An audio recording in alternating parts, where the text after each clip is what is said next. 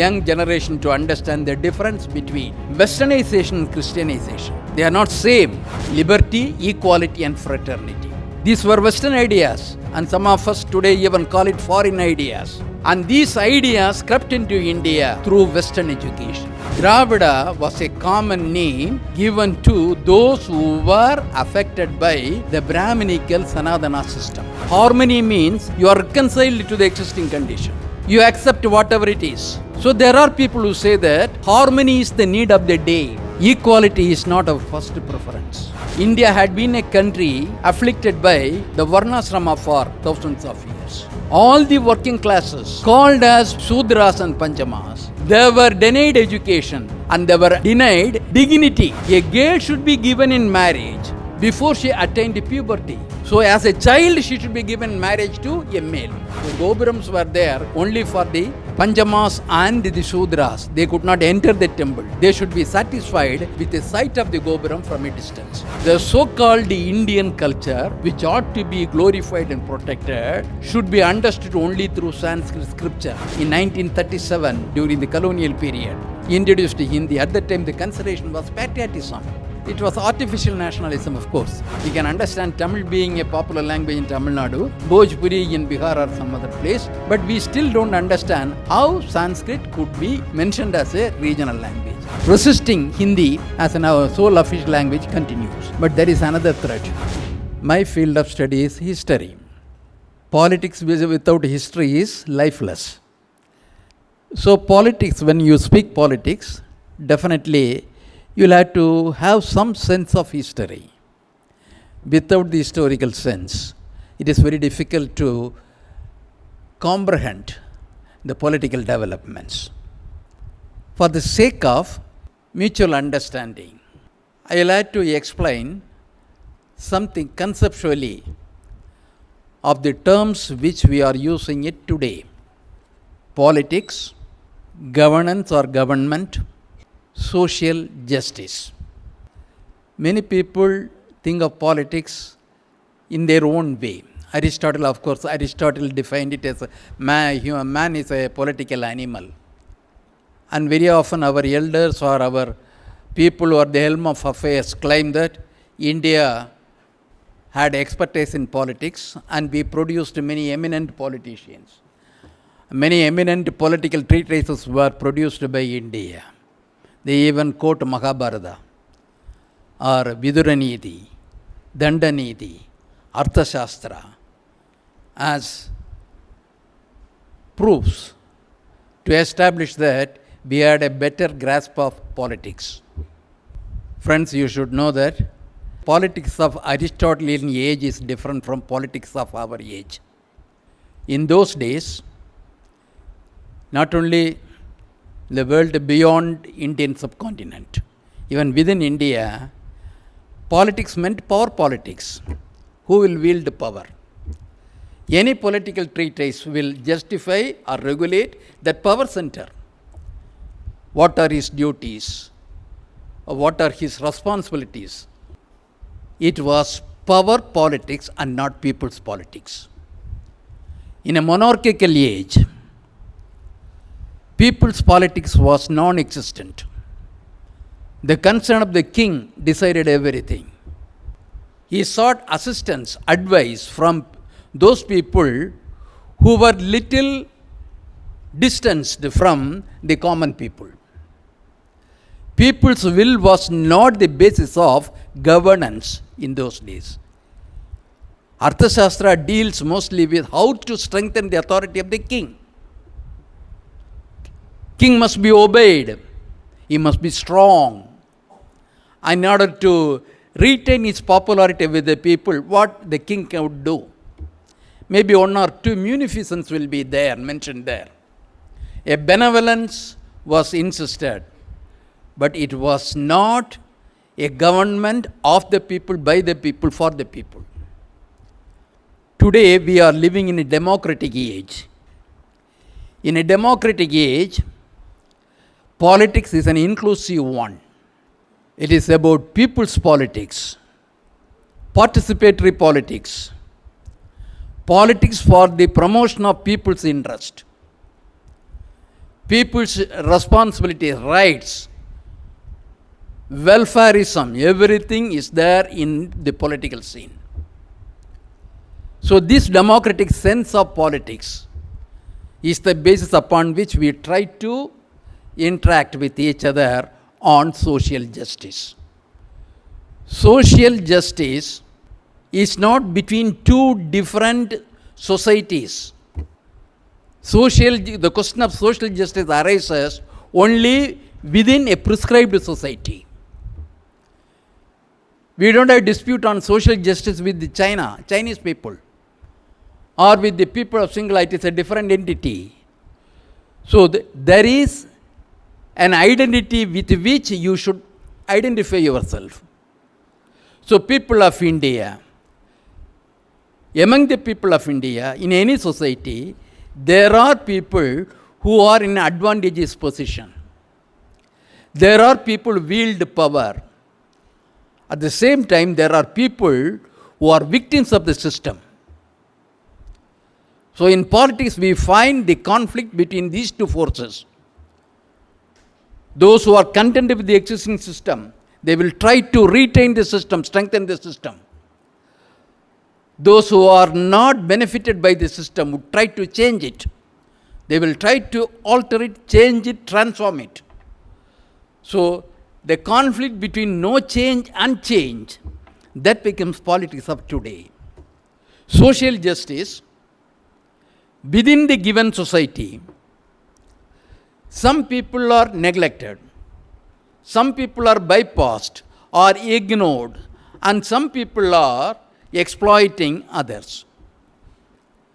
It is an internal affair, of course. Within a society, we try to seek parity with others, dominant groups. Every society will have diversities. Pandit Jawaharlal Nehru repeatedly stated that India is a country of diversity, land of diversity. And unity is required in a land of diversity. So today we are trying to emphasize on one fact that these diverse elements should live together honorably. Unity is necessary, though India has different interests, different segments. Unity in diversity is possible. We had witnessed such unities in many countries. It is quite possible. But unity in disparity is impossible.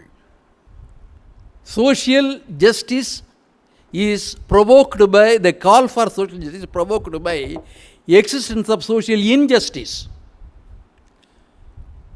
Unless you are aware of the injustice, unless you are determined to remove that injustice, the question of social justice movement does not arise.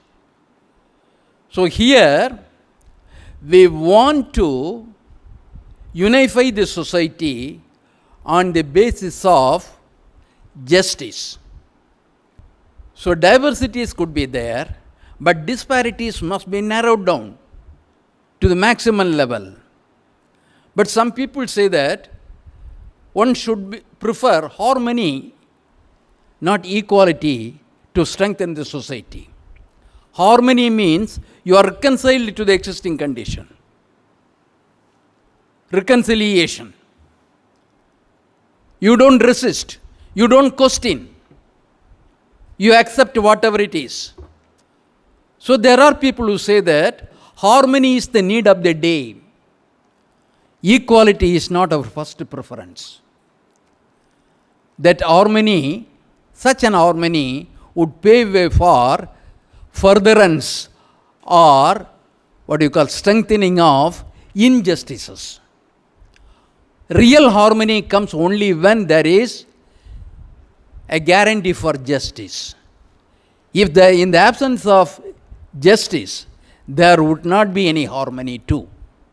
So here now we take up the question of social justice. Only on these premises, we understand what we understand by politics, what we understand by democracy, what we understand by diversity, and the difference between diversity and disparity. In any country, the question of disparity is being tackled in their own way. In our country, we had additional burdens too. We are one of the oldest civilizations in the world. The other civilization transformed. How a historian views that civilizational changes. For me, history is not an instrument of glorification and for taking pride. I don't read history to justify my past, to glorify my past. History is meant for assessment. History should make you critical. Our real intention is that to assess the progress from imperfection to perfection. We began as an animal. We progressed towards an organized society. We had passed through the old Stone Age, New Stone Age, Metal Age, everything. Today we are in an electronic age. We are progressing. But material progress, did the material progress an impact on the social development? So in history we try to assess the progress that we make through different means, including our political activities. So today, because of the constraints of time, I will only point out one or two factors before you. Your syllabus commences, it has had a chronological constraint. Tamil Nadu since 1900. Territorial constraint, Tamil Nadu. Tamil Nadu, 1900. So you are trying to trace the political developments in the past 100 years, 120 years. And there is no today without an yesterday. The 1900 history was decided already, molded by the 1800s. The colonial period had many dimensions too. Westerners ruled us, English people ruled us for more than 200 years. Before that, the Portuguese, the Dutch also had their share in exploiting India. And this colonial period had two phases economically. Colonial period during the age of mercantilism. Colonial period during the phase of industrial revolution. In the age of mercantilism, they came here to procure our commodities. A political hold over India facilitated buying commodity at cheaper rate, selling them at higher rates in their own countries. They profited. But the industrial revolution had changed the situation. India had become the source of raw material. And India as a populous country had become a market too for them. So the economic change during the colonial period had to be borne in your mind. Second thing, politically, colonial period two phases. The first phase, when the company ruled the Indian subcontinent with their men and with their native elite assisting them. The second phase, British Parliament took over the administration. They began to rule us directly. And these political changes, economic changes, had their impact on the politico-social and social conditions in India too. Your period, 1900, comes in the second phase. In 1858, Queen Victoria gave a proclamation that is the basis of governance in India, colonial governance in India. She assured that there will be no discrimination on the basis of race, language, place of birth, religion. The first time a proclamation was made that religion would not be a factor, place of birth would not be a factor, language would not be a factor contributing to discriminatory treatment. That proclamation gave us hope. She promised that Indians would be considered. Indians would be provided enough opportunities, adequate, equal opportunities. The proclamation did not make that British would not be here in India, but Indians would be given adequate opportunities. Only afterwards, after 1858, national movements emerged in India. Earlier, there were mutinies, there were rebellions, not for a national cause, because the concerned people had a grievance with their rulers on limited issues. Those rebellions, mutinies could not be considered war of liberation. But after 1858, once the princes and the Sipais failed, the elite in India thought of launching movements. First Bengal Association, then Bombay Association, Madras Native Association. Associations were formed. They were transformed too. And they began to make demands. Until 1929, the major national movement, Indian National Congress, played a vital role. What was their demand? Did they demand the British to quit India? Until 1929, they did not make such a demand. They wanted dominion status, more opportunities for Indians in legislature, executive, and judiciary, more opportunities. At the best, at the maximum, their demand was dominion status. They wanted more opportunities for the Indian elite. In India, elitism was confined to a few privileged communities. The masses were distanced from elitist activities. The masses were silent, though they were the victims. They did not organize themselves into any movement. But the privileged group organized movements for further opportunities. So this continued. But even in those days, there were social movements. What we miss in our textbook was that we repeatedly call national movements, glorify national movements. We seldom make any mention to the social movements. Concurrently, there were social movements. In fact, even before the emergence of national movement, there were social movements. Raja Ram Mohan Roy's demand for reforms commenced in 1818. But the demands were of different category. Social reforms in India were mainly centered around women and caste. Women to be given equal treatment, respectable treatment, they must be provided opportunities for education.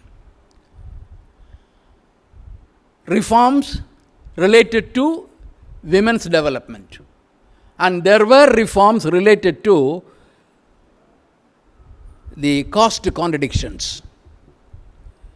India had been a country afflicted by the Varnasrama for thousands of years. All the working classes and even unskilled labor, they were called as Shudras and Panchamas.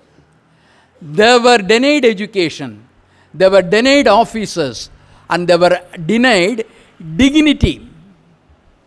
They could not even walk on the street. They could not take water in the public wells. They could not enter into the temple. So, in everywhere, they were neglected, they were inflicted with indignities. This was a unique problem. In the Western sphere, we find the color discrimination.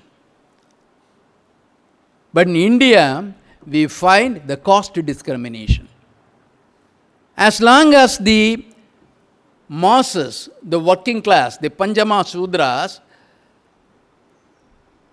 as long as they were unaware of their pitiable position, there was no movement demanding social justice. Only when they had the awareness, they began to form associations. They began to put forward their demands.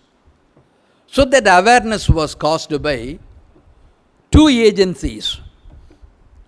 One, the Christian missionaries, another, the Western system. I would like our young generation to understand the difference between Westernization and Christianization. They are not synonymous. They are not same. In Western countries at the time, even today, that is Western Europe and America, religion was subordinated to politics. There were days when politics was subordinate to religion, when Pope ruled the whole of the world. But the modern Western civilization commenced with Renaissance, which was supplemented by Reformation too. That Westernization provided for a secular governance and secular education. And they promoted modern science, technology, and modern philosophy too. And these Western ideas, concepts, began to inspire at least some of the Indians. That Westernization is almost similar to modernization. That Westernization recognized three basic principles: liberty, equality, and fraternity. The French Revolution had these three slogans as their, the aims of their struggle. Liberty, equality, and fraternity. These were Western ideas, and some of us today even call it foreign ideas. But these foreign ideas, Western ideas, were responsible for the transformation of Europe. France was liberated from the clutch of church. Civil marriage was permitted. Women were allowed a share in the property. Women were allowed education. So most of the social changes in Europe commenced with the French Revolution. And the French Revolution was guided by the three concepts: liberty, equality, and fraternity. And these ideas crept into India through Western education. So 1835, Macaulay's minutes were published. What were the content of the 1835? Friends, you remember that? That was the first education policy in India. 1835, Macaulay's declaration, which was accepted by Bentinck, the Governor General, was the first education policy in India. Before that, education was not the responsibility of the government. Even in the days of Ashoka, the great benevolent monarch, government did not accept the responsibility of educating the people. There was no public schools. They patronized Buddhist missions, sanghas, but government's responsibility was not to educate the people. Popular education was unknown to India until 1835. And 1835, for the first time, provided for public schools and secular syllabus, curriculum, and a medium. Macaulay stated that mother tongue is the best medium to be adopted. But unfortunately, in India, the languages were not developed to suit the modern requirements. Until the vernacular languages were developed, English should continue as the medium of instruction at the higher education level, not the school education level. This was the first time when public schools were organized. There were Christian schools, missionary schools, they were giving secular education too. But Macaulay repeatedly emphasized that no government money can be spent for religious instruction. In England, he quoted, in England, revenue from the people could not be spent for church activities. That money should be wholly spent for secular popular education. Then he pointed, why then in India East India Communist government was allotting funds for Samskrita Padashalas and the madrasas which taught Arabic and Persian. These were virtually religious institutions. And he suggested that modern education must be provided in schools. Modern science, modern humanities, modern technology, they must be taught. So for us, the modernization in India commenced with Macaulay's recommendations, which was strengthened later by Wood's dispatch. All these things were going on. That was a prior to 1900. In Bengal, the social reformers were insisting for education to women and for banning polygamous system, one man marrying many wives, and for government intervention to prevent sati, burning of widows. They were urging for fixing a marriageable age for the girl and boy.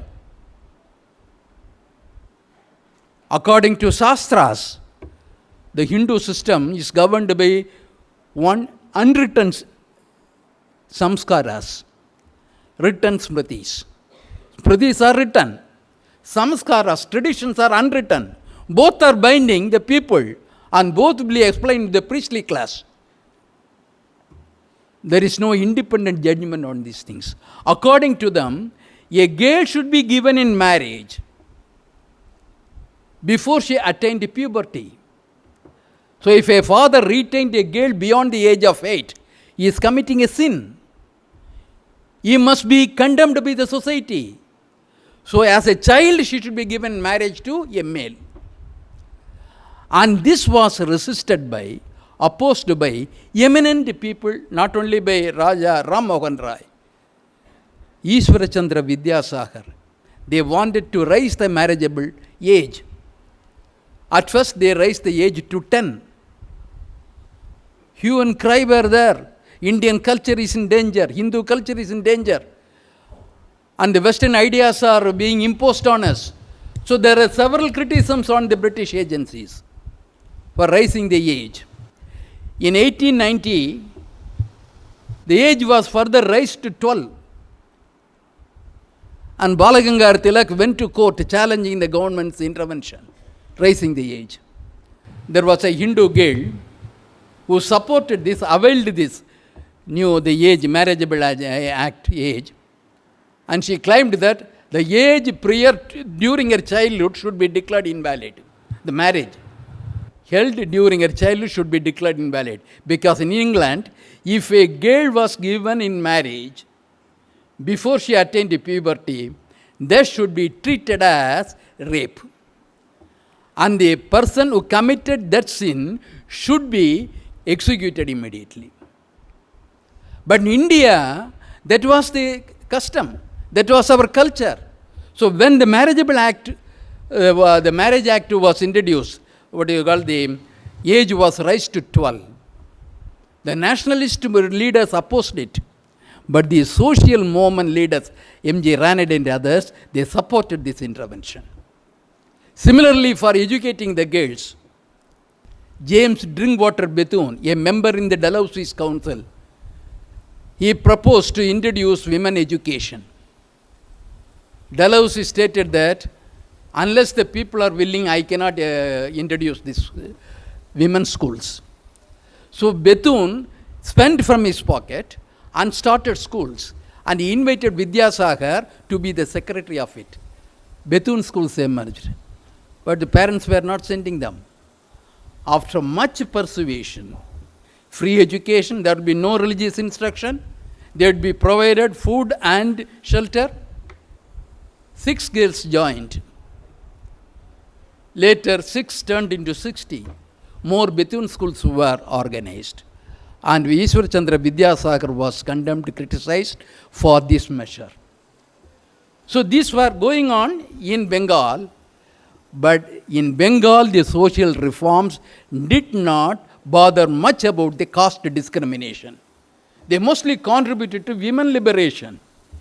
but not against caste discrimination.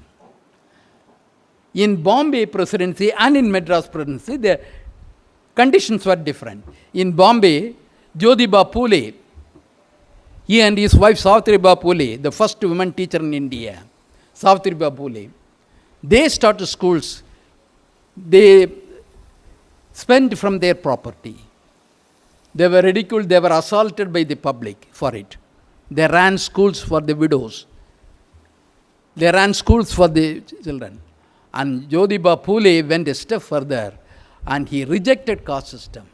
He did not want caste reforms, concessions for the underprivileged castes. He was not content with that. He wanted eradication of caste. Jyotiba Phule was the first social reformer who wanted a crusade against caste order. But his movement survived for some 30 years, and the Kolhapur Raja, Sahu Maharaj, did something.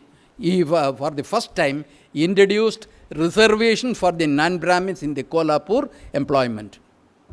50% of the government jobs must be allotted for non-Brahmins. And even religious schools were organized for non-Brahmins. But in Tamil Nadu, there were various other factors that contributed for the raising of social awareness. On the religious side, we will have to refer to one Vaikundaswamy of Nanjalnad. He was the first one who refused to accept dress regulations on Shudra women.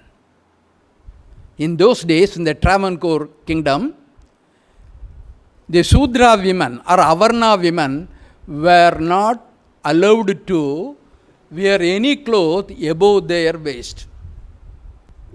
There was a struggle demanding the right to wear the Ravik, what you call Ravikai blouse, which is known in history as Ravikai Poratam, Ravikai struggle. The king refused to give them the permission. The higher caste men assaulted the Nadar women, Chanar women, who tried to wear this blouse in the open street. The houses were burned. Then the British resident intervened. The Madras governor gave an ultimatum to the Travancore king, stating that if these atrocities were not stopped by the king, the governor of Madras would intervene, see that their women are not subjected to dishonor. Then only the king of Travancore allowed the Chanar women to wear the blouse. Then there was another struggle, demanding the right to wear the, what you call, sari, Tolsilai Poratam, sari. There was another struggle. Vaikundaswamy played a role in the second stage, and he wanted his people to give up their caste surnames, not to subject themselves to the indignities heaped upon them. If you are not allowed to go to a temple, because the Gopurams were there only for the Panchamas and the Shudras, they could not enter the temple. They should be satisfied with the sight of the Gopuram from a distance. And Vaikundaswamy stated that why you should reconcile yourself to this insult. You don't visit the temples. Have your own system of worship. Avoid idol worship. Vaikundaswamy. The second one, Vallalar. He denounced the caste system. He denounced the idol worship. He denounced the degradation of women, everything. And he wanted his people to give up this ritualism in religion. Similarly, in Kerala, Narayana Guru and Ayyangali, they contribute a lot for social awareness. This is one thing. On the spiritual leaders were contributing for social reforms. But something else was simultaneously happening. Until then, the people were under the impression that the so-called Indian culture, which ought to be glorified and protected, should be understood only through Sanskrit scripture. Sanskrit Srutis and Smritis. And they were claiming that the other languages in India were only insignificant. In fact, they even called to give them a dignified status to other languages. Their religious Brahminical leaders used to call them Nicha Bhashas, mean languages. It was during this time that in 1816, the Madras collector, Ellis, who declared that the South Indian languages were distinct from North Indian languages. Tamil, Telugu, Kannada, Malayalam, Tulu, they were similar to each other and they had a common origin, common cultural system, and Tamil being the senior-most language among the South Indian languages. It was Ellis who first declared the concept Dravidian or South Indian family of languages, which became the caption adopted by Caldwell 40 years later, who gave a grammar work, a comparative grammar of Dravidian languages in 1856. These two declarations had immense effect on the people of Madras Presidency. They now began to question whichever were taught through Sanskrit. Varna, caste, subordination of women, all these things as prescribed in the Sanskrit literature, Sanskrit came to be disputed by this new revelation that the Dravidian group of languages did not contribute to the northern school of social discipline. Tamil Renaissance commenced with that. And they now brought out many texts from the past Tamil literature, including Naladiyar and Tirukural, which prescribed secular disciplines to people. Secular regulations, not religious regulations. So, thus a movement commenced. Okay. So, there was a revivalism, one part, reformism, another part. Revivalism means bringing the past to again. Reformism, changing something which is existing. Both were active in this Madras Presidency. It was under this condition that the Dravidian political movement commenced in Madras Presidency. There was a reference to a Dravidian model, which was a modern, a very recent coinage, Dravidian model of governance. Here I am not referring to Dravidian model, but Dravidian cultural and political movement. What they called Dravida. Dravida was a common name given to those who were affected by the Brahminical Sanatana system. Aryan, non-Aryan. Those who were embracing Sanatana system, who were benefiting from the Sanatana system, they were privileged people. Those who were offended or victimized by a system, and those people had a common identity here, Dravidian identity. Dravida as a linguistic identity is one. Dravida as a cultural identity is another thing. The victims of the Sanatana system came to be identified as Dravida. How this movement gained moment? For the sake of brevity, I am not going to repeat all the relevant acts here, but I must tell one or two things first. During the First World War, all the Indian nationalist social activists supported England, anticipating some rewards from the British. Britain too offered them some promises. In 1916, there was an August Declaration. In the August Declaration, the British government committed that after the war, the Indians would be given political reforms, increasing participation of Indians in every branch of administration, one, and developing self-governing institution.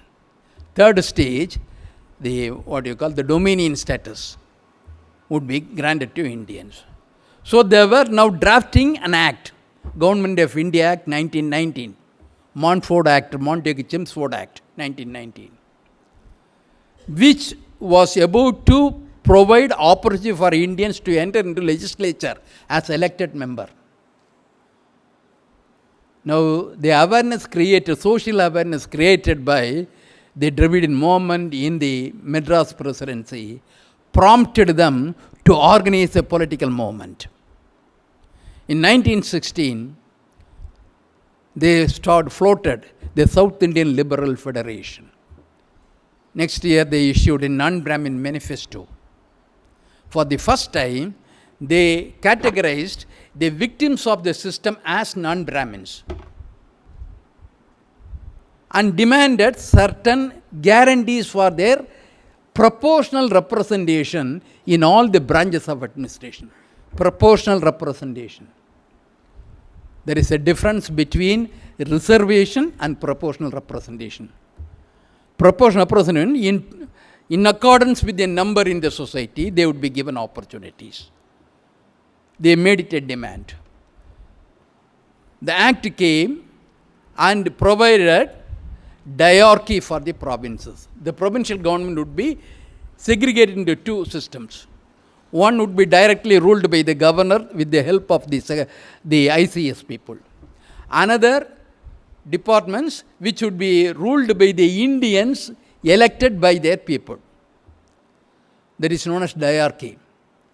When this system was announced, the Justice Party, justice leaders now campaigned vigorously for protection for non-Brahmins to have adequate number of seats in the proposed legislature. The act did not provide it, but the Dravidian leaders went even to England and they campaigned among the parliament members, as a result of which one committee, Southborough Committee, was formed to decide on the question of franchise.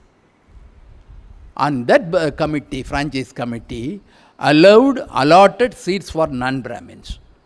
Political reservation was for the first time conceded by a foreign government. The Britain did not do it elsewhere, only in Madras, not only in India. In other provinces it was ignored, but in Tamil Nadu, in Madras presidency, it had to concede because of the pressure exerted by the Dravidian movement. Why this political reservation? Only with political power they could introduce social reforms. So that was the beginning of social reforms in governance.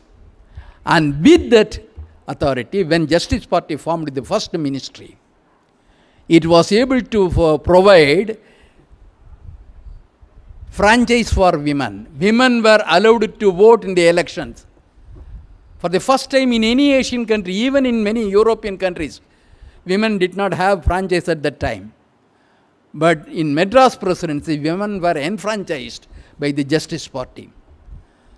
And another thing, the restrictions on people, the Sudras and Panchamas, from entering into higher education institutes were removed. And earlier, for professional education, only those who had Sanskrit as a language in the school education were permitted. Justice Party removed that. So that even the Tamil students, the Malayalam students, the Kannada students could enter into the professional courses. Temple administration was exploited by the privileged groups. Now temple administration was brought under the government regulations. And the Devadasi system was abolished. Communal GO, 2 communal GOs were issued by them. Second communal GO became operative. That communal GO adopted proportional representation appointments in government jobs. Justice Party was the first government which enabled the Tamil Telugu departments to be established in the Madras University. One of the oldest universities in South, mother of all Southern universities, Madras University, had a Sanskrit department, had an English department, but did not have any department in the vernacular languages. It was a Justice Party which introduced departments of Tamil, Kannada, Telugu, Malayalam in the Madras universities. The same way, the Presidency College did not have a Tamil department. Tamil department was introduced. Then there was a disparity in the payment. Sanskrit teachers are paid high, the Tamil teachers paid less. And the Justice Party introduced same pay, same work. That principle adopted, the pay parity was established. And the Annamalai University was established, Andhra University was established during time. And furthermore, for the Panjamas, in order to make them economically stronger, the British Parliament enacted a law in 1897, Panjami Land Act. The government lands must be distributed among the Panjamas. Though it was enacted in British Parliament, that was not enforced anywhere in India. Only Justice Party now distributed lands to the Panjamas. Social reforms commenced with political power from then onwards. Social reforms became the main plank of political propaganda. During this period, there were governments in Bengal, Calcutta. There are governments in Bombay and elsewhere. Bombay, something was done later on. During Ambedkar and other period, they were able to gain some nominated seats in their councils. They could gain something. But in Bengal, there was no such thing. No other province did as much as Justice Party has done. This is one. That is the Dravidian politics. Politics for social justice. Social justice cannot be compromised for political power. Social justice would enable them, if properly propagated, would enable them to have political power. But the situation has not changed to the satisfaction of many. It was at this time that a non-political, non-parliamentary social movement was launched by Periyarism Ramaswamy. That was self-respect movement. Self-respect movement. That was not meant for electoral politics. That was meant for social transformation. Ritualism ought to be given up. Priesthood should not decide our social behavior. And one should have respect for his own self. Here, the importance of self-respect movement has to be deliberated in a different occasion because it is a very lengthy topic, a very important topic. But one should remember that our cultural tradition was such that self is to be sacrificed for your union with God. You should not have the pride in you. You should denigrate yourself so that you will have a merger with the Almighty the earlier.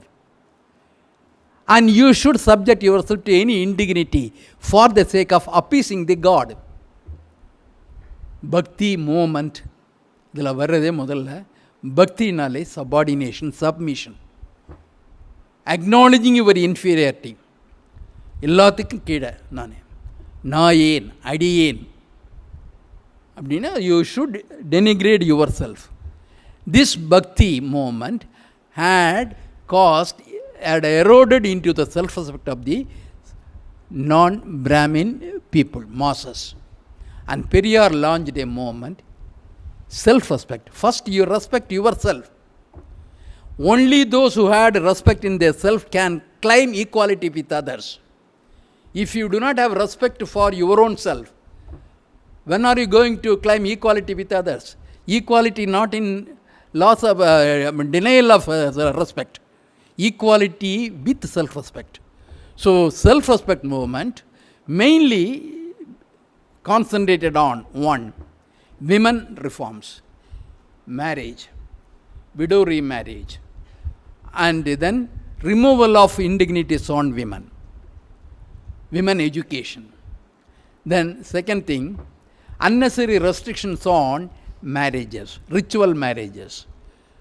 He wanted men and women adult men and women to have the liberty to decide their married life. They should rid off from other considerations. Self-respect, ritual-less, priest-less marriages. He thought of wrecking the hold of caste through this.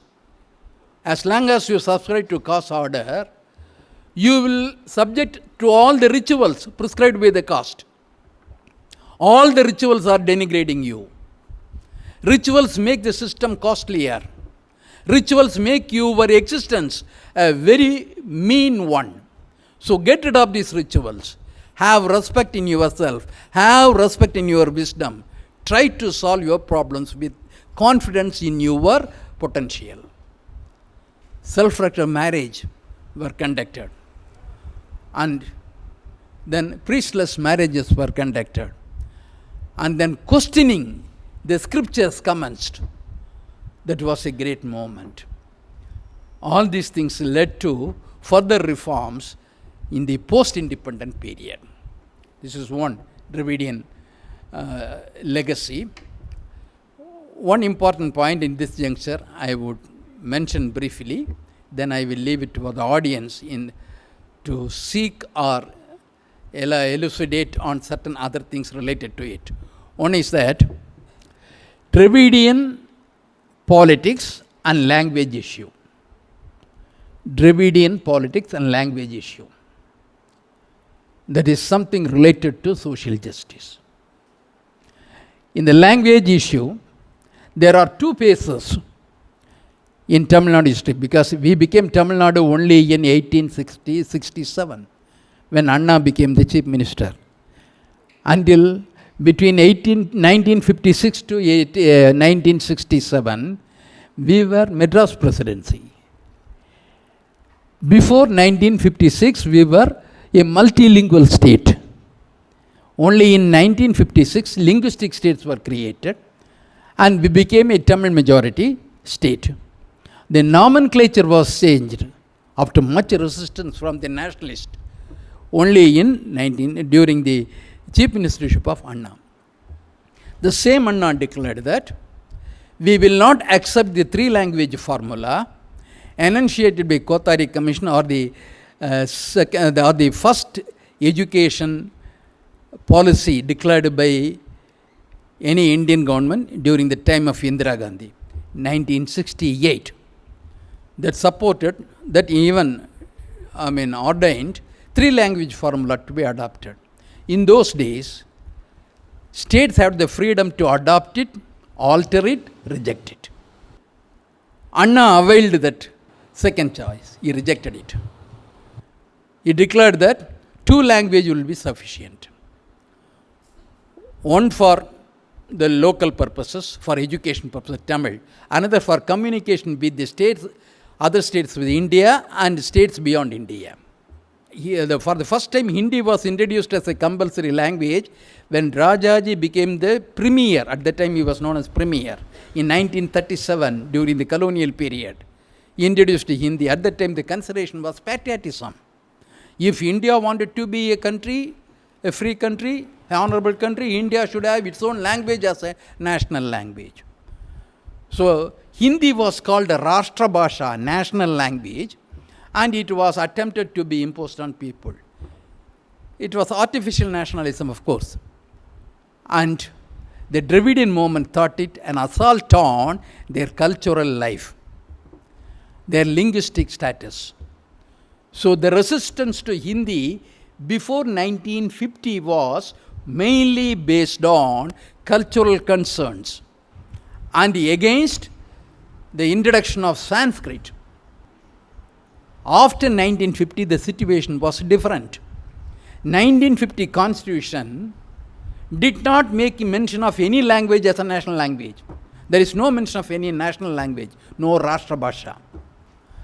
But there are two categories of languages mentioned in the Constitution. One is regional languages. Our schedule is there, list of languages. Earlier 14 languages, now 22 languages. And Sanskrit is mentioned as one of the regional languages, 17th in the list. Regional, we understand that language must be a popular language in particular region. We can understand Tamil being a popular language in Tamil Nadu, Bhojpuri in Bihar or some other place, Punjabi in Punjab. So we can understand. But we still don't understand how Sanskrit could be mentioned as a regional language. Because no region has Sanskrit as a popular language. But it is there. Regional language. Among the regional language, the central government allots 90% of the fund to Sanskrit. Remaining 10 are distributed to other languages. That is one factor. Then the constitution mentioned about official language for the purpose of official work, communicating with each other with central government. Hindi would replace English within 15 years. Hindi would be the sole official language. Even there it is not mentioned as a national language. It would replace English as an official language. 15 years time was given for the continuance of English. So English would be ended by 1965. It was at that time the very powerful movement was launched in Tamil Nadu against Hindi becoming the sole official language. Many lives were lost. Rajaji, who introduced Hindi as a compulsory language in 1937, he raised his voice against the Hindi imposition in 1957. He stated that Hindi cannot be accepted as a linked language. English must continue. And Nehru had earlier given a guarantee that English would continue as an official language as long as the non-Hindi people, non-Hindi states wishes otherwise. Because of that, we continue with the two-language formula. But the three-language formula is now being revived as a major thrust area. And now it has become a national issue. And the Dravidian, what is the attitude of Dravidian movement today towards this issue? One, resisting Hindi as an sole official language continues. But there is another threat. The present government seems to be some intention to remove English from the scene of higher education. The mother tongue should replace English at the research level, at the professional level. And the Dravidian movement sees there is a conspiracy behind it. Because any language policy should provide for equality in convenience, communication, or in convenience, there should be, advantage should be even. Similarly, disadvantages, if any, should be evenly distributed. If English is continued, both in advantages and disadvantages, the parity will be maintained. But if it is removed, then Hindi would have an advantage over non-Hindi people. There is not only a cultural crisis, there is a national crisis. The other linguistic group would be mostly affected. So this is how the language policy, the Dravidian politics, is opposed to the national language policy adopted by governments at Delhi. So this is the basis of that. The trend continues, and the Dravidian politics, you call it model or something like that. As a historian, I don't call it a model. The Dravidian political tradition is based on solid arguments. It wants to retain the Dravidian identity against cultural denigration of other linguistic groups. And also, Dravidianism insists on modernization. For modernization, it thinks that the movement thinks that English should be more suitable language for modernization than Hindi as the sole official or cultural language. This is then the rest we will try to deliberate during your question answer hour. Thank you. உன் கடவுளை விட, உன் சாஸ்திரத்தை விட, உன் முன்னோரை விட, உன் வெங்காயம் விளக்கமாத்தை விட உன் அறிவு பெருசு, அதை சிந்தி.